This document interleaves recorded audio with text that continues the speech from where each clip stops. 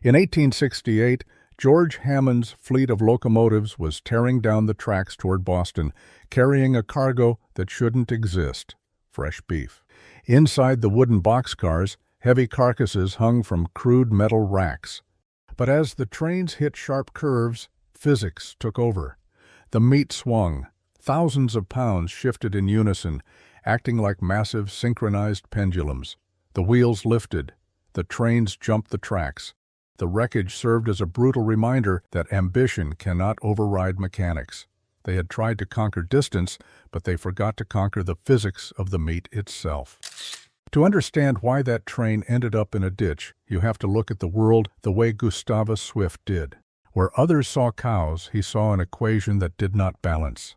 In the 1870s, if you wanted a steak in New York, that steak had to walk there, or at least ride there while it was still breathing. The entire American food system was built on the livestock model. It was a massive, sprawling industry designed to move living creatures from the pastures of the West to the butchers of the East. But to Swift, a man who counted every penny, this system was absolute insanity. Here is the math that kept him up at night. Take a standard steer. It weighs about 1,200 pounds. But you can't eat a steer. You eat beef. And once you strip away the horns, the hooves, the hide, and the bones, that 1,200-pound animal only yields about 400 to 500 pounds of actual meat. The rest, roughly 60% of the animal, is waste. Now multiply that by a train schedule. A standard cattle car in those days held about 20,000 pounds of livestock. Do the math and you realize that for every single car chugging across the Great Plains, the locomotive was hauling 12,000 pounds of inedible bone, fluid, and gristle. That is 6 tons of garbage per car, burning coal to cross a continent, only to be thrown away when it reached New York or Boston. But the railroads looked at the exact same equation and saw a gold mine. Railroads charged by the pound. They did not care if the weight was filet mignon or heavy femur bones. In fact, they preferred the bones. Live cattle were heavy, they were predictable, and the railroads had spent millions building the infrastructure to handle them. They had constructed massive stockyards in Chicago, watering stations every few hundred miles, and feeding pens along the tracks to keep the cargo alive. They were in the business of hauling weight, and efficiency was actually bad for their bottom line. If Swift figured out how to leave that 60% waste in Chicago, the railroads would lose 60% of their shipping revenue overnight. This economic perversity protected a decentralized, pre-industrial world. The local butcher was the king of his domain, but he was also a prisoner of biology. He bought the cattle off the train, slaughtered them in the back, and sold what he could. It was a system entirely dependent on local weather and immediate demand.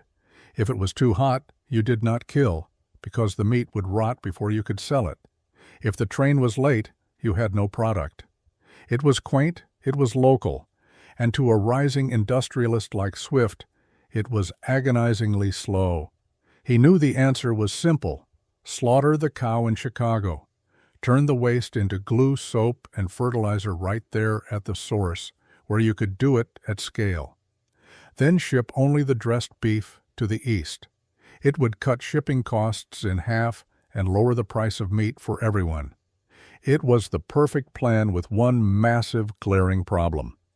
As George Hammond found out on that curve near Boston, dead meat does not travel well. It rots, it discolors, and if you hang it up, it turns your train car into a death trap. Gustavus Swift was a man who understood margins, but he was not an engineer. He knew the economic necessity of shipping dressed beef, but he lacked the technical capacity to make it survive the journey. The physics of decay were winning the war against his ledger. He needed a partner who could think in terms of thermodynamics rather than profit and loss. He found that partner in Andrew Chase. Chase was not a butcher, and he was not a railroad man. He was a problem solver who looked at a refrigerator car and saw a failure of airflow. The industry had already produced plenty of failed experiments. These early ice boxes on wheels were crude, desperate attempts to cheat nature.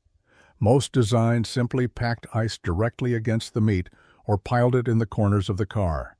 The result was a disaster. The ice melted, creating a humid, stagnant environment that accelerated the growth of mold. The meat that arrived in the East might have been cold, but it was also wet, gray, and discolored. It looked like death, and no butcher in Boston wanted to put a gray steak in their display case. Even worse, these cars suffered from the dead air problem. The cold air would settle at the bottom of the car, freezing the lower cuts of meat, while the warm air rose and spoiled the top quarters. It was an uneven, inefficient mess that ruined more product than it saved. Chase realized that the problem wasn't the temperature, it was the circulation. He designed more than a box. He created a machine that used the natural laws of physics to create a self-sustaining engine of cold.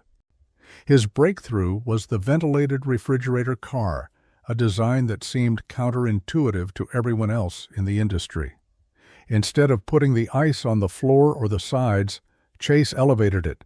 He built massive ice bunkers into the roof of the car.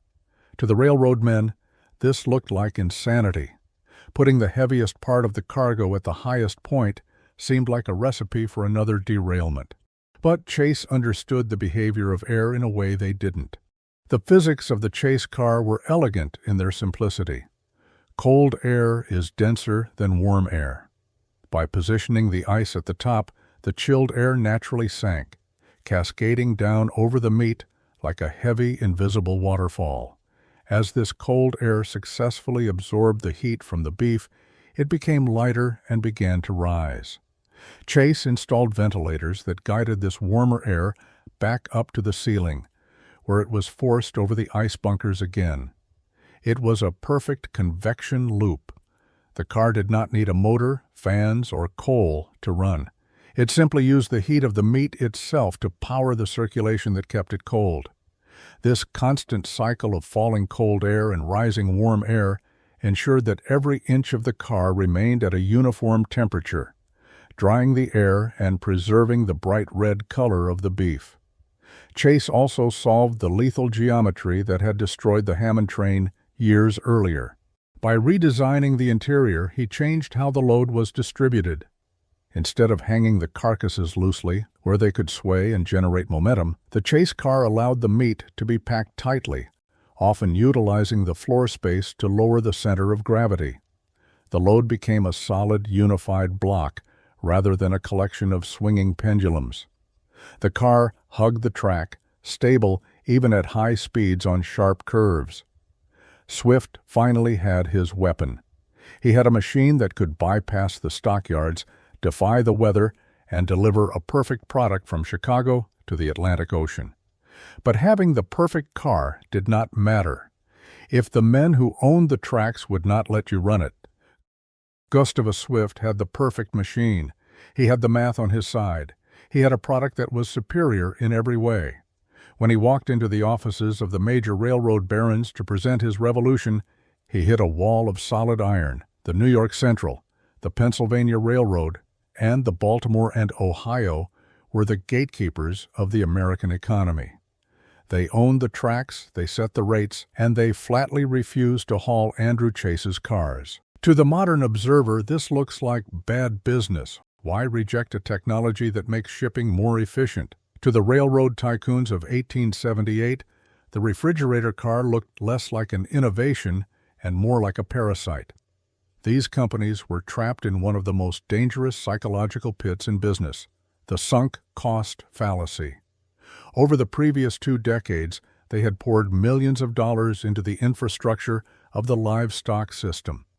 If Swift's refrigerator car succeeded, that entire network would become instantly worthless. The stockyards would go silent.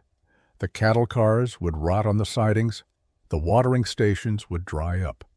The railroads were being asked to help cannibalize their own investments. The major eastern railroads locked arms.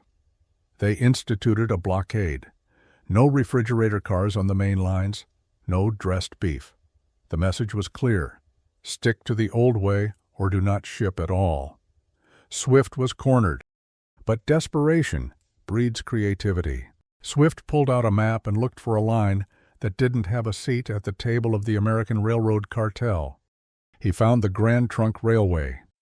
It was a Canadian line, an outsider that skirted the northern border and cut through the Ontario Peninsula before dropping back down into New England. The Grand Trunk had no massive investments in American stockyards. They had no loyalty to the Chicago cattle barons. They were hungry for freight, and they did not care about the politics of the Pennsylvania Railroad.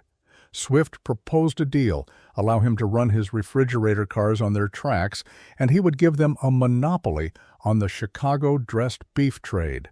The Grand Trunk agreed, but there was a catch.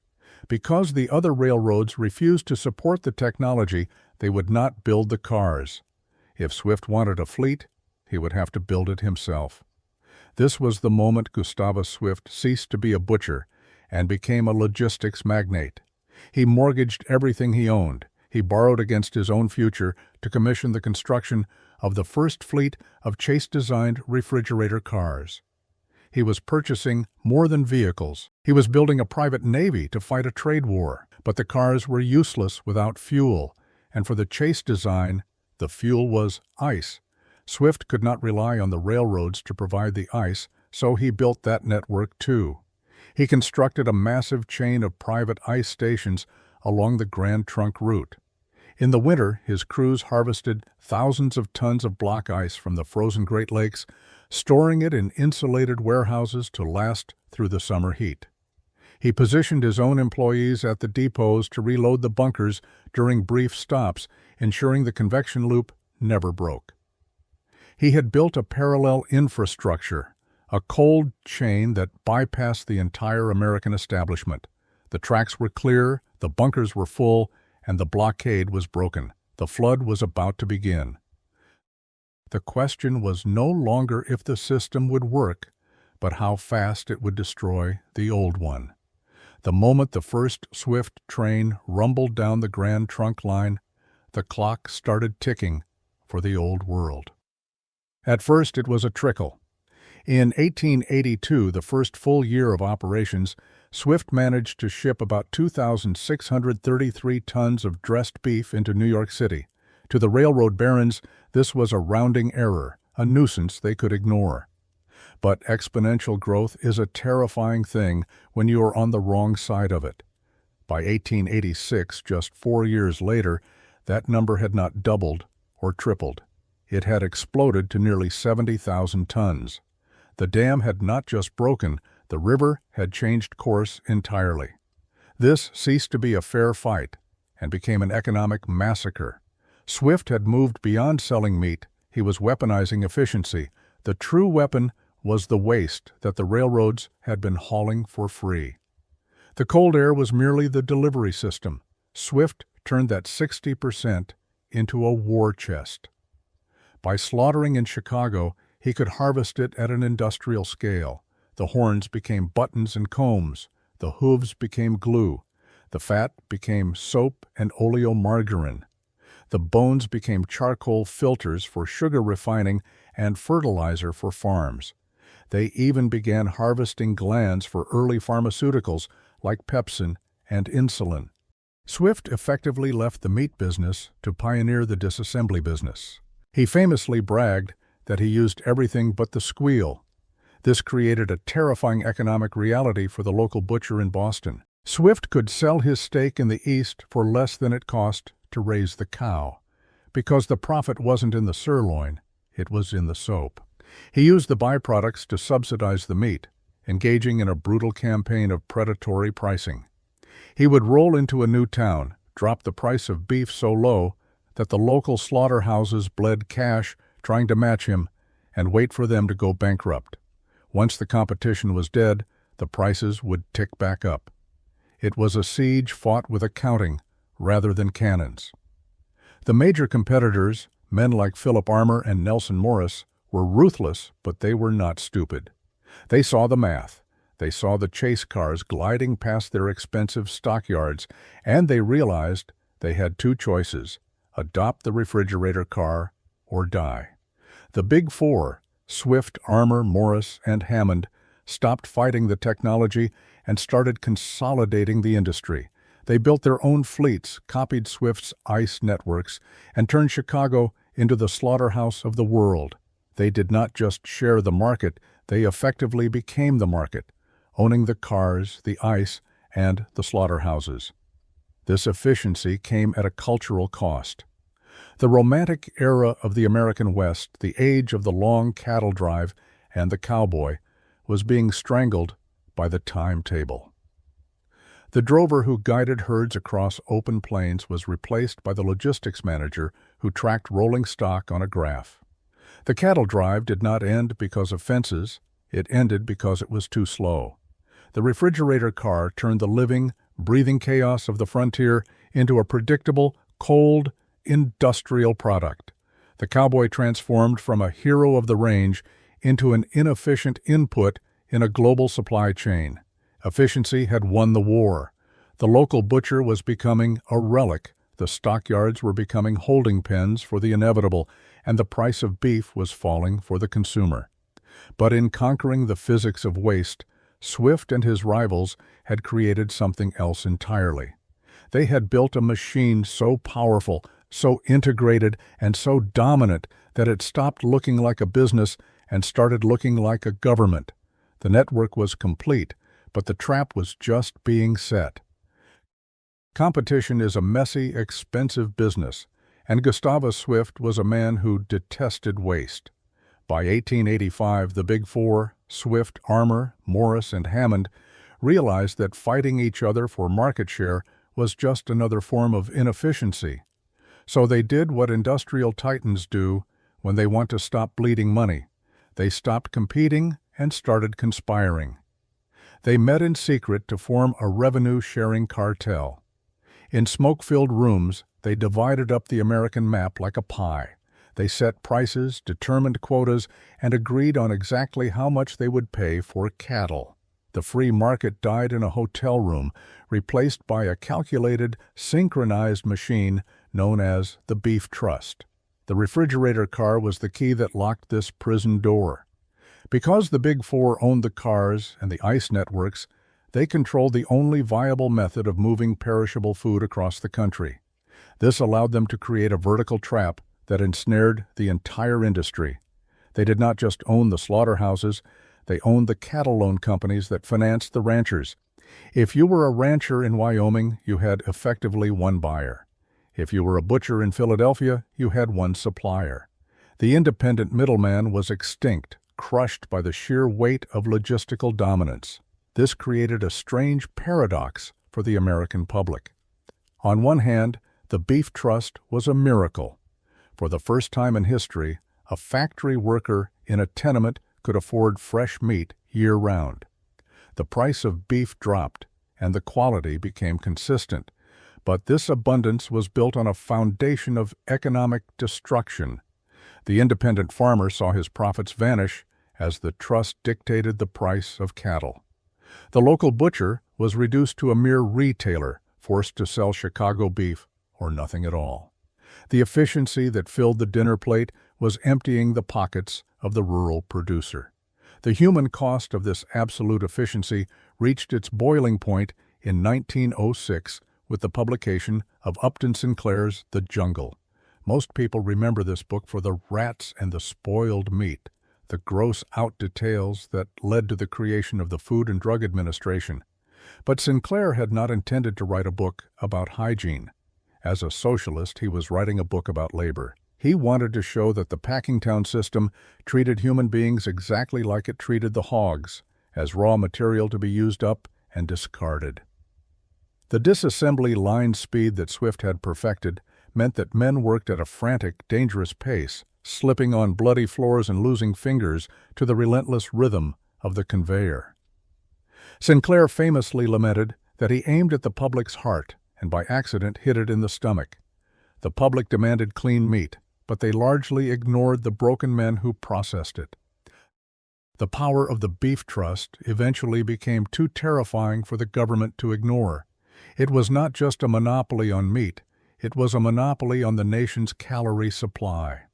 The legal battles raged for nearly 2 decades, culminating in the Packer Consent Decree of 1920. The Supreme Court finally forced the Big Four to divest. They had to sell their interests in the stockyards, the rail terminals, and the cold storage warehouses. The government recognized a truth that Swift had discovered 40 years earlier. The danger lay not in the cows, but in the network. By forcing the packers to separate the product from the logistics, the courts admitted that in the modern world, control of the supply chain was a power that superseded the market itself. The trust was broken, but the blueprint they created had already become the standard for the world. The system Gustavus Swift and Andrew Chase built did not vanish when the courts broke up the trust. It solidified into the invisible operating system of the modern world. When you walk into a supermarket today, you are standing in the shadow of the 1880s. The fact that a consumer can purchase a fresh, bright red steak in the dead of winter, 2,000 miles from the nearest pasture, is a direct biological victory of that convection loop. Before the ice car, fresh beef was a seasonal luxury, a treat dependent on the local slaughter schedule and the mercy of the weather. Most Americans relied on salted, cured, or smoked meats to get through the year. The refrigerator car destroyed that limitation. It conquered the seasonality of food, flattening the calendar just as the railroad had flattened the geography. It also standardized the American palate. Regional cattle breeds and local curing methods were swept away by the flood of standardized corn-fed Chicago beef. The refrigerator car created a national diet, ensuring that a burger in Boston tasted exactly the same as a burger in San Francisco. Beyond the dinner plate, the everything but the squeal philosophy birthed entire secondary economies. It created a financial ecosystem where nothing was wasted, but everything was brutally commodified. The most enduring legacy, however, is not the meat itself. It is the logistics. Swift demonstrated that the physical network, the chain of ice stations, the fleet of rolling stock, the distribution hubs, was infinitely more valuable than the product moving through it. This is the governing logic of the global economy today.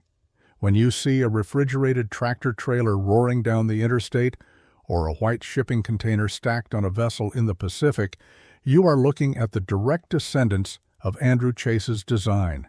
The technology has evolved. Mechanical refrigeration units replaced the blocks of Great Lakes ice, and diesel engines replaced the steam locomotives, but the principle remains identical.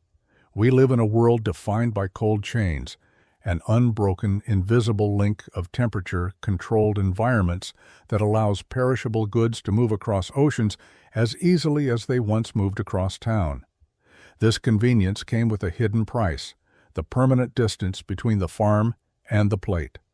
The technology that bridged the physical gap between the rancher and the consumer simultaneously created a psychological chasm. In the era of the local butcher, the provenance of your food was visible. You knew the farmer, you often saw the animal. Today, the food supply is an abstract, globalized stream, hidden behind the steel doors of a trailer and the plastic wrap of a display case. The derailment of 1868 was a violent rejection of the future, a reminder that nature is difficult to tame. But the success of 1880 proved that if you can engineer around nature, you can rewrite the rules of civilization. We solved the physics of the pendulum, and in doing so we bound ourselves to a system where efficiency is the only law that matters. This is the truth that defines the modern meal. The Beef Trust taught us that whoever controls the logistics controls the nation.